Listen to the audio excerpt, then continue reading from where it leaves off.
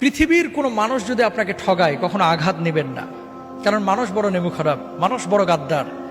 মনে রাখবেন, সব মানুষ পৃথিবীর একত্রিত হয়ে যদি আপনার ক্ষতি করতে চায়, কেউ আপনার ক্ষতি করতে পারবে না যদি আল্লাহ না চায়।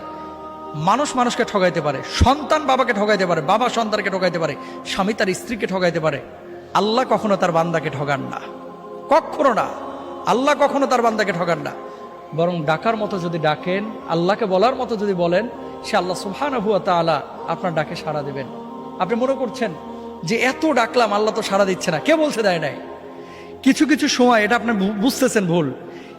একটা সময় ধরেন, আপনি যখন আপনার বয়স 7 বছর 8 বছর ছিল, 5টা টাকা পাইলে মনে করতেন লাইফের এটাই সবচেয়ে সুখের মুহূর্ত, কারণ 5 টাকা দিয়ে এখন একটা আইসক্রিম কিনে খাবো।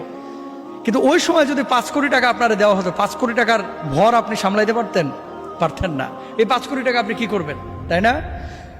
আপনি কখন কোনটা আপনার জন্য প্রয়োজন এবং কোনটা কখন আপনাকে দিলে আপনি এটাকে যথাযথভাবে কাজে লাগাইতে পারবেন, এটা আপনিও জানেন না, আমিও জানি না। জানেন কে? আল্লাহ সুবহানাহু ওয়া তাআলা।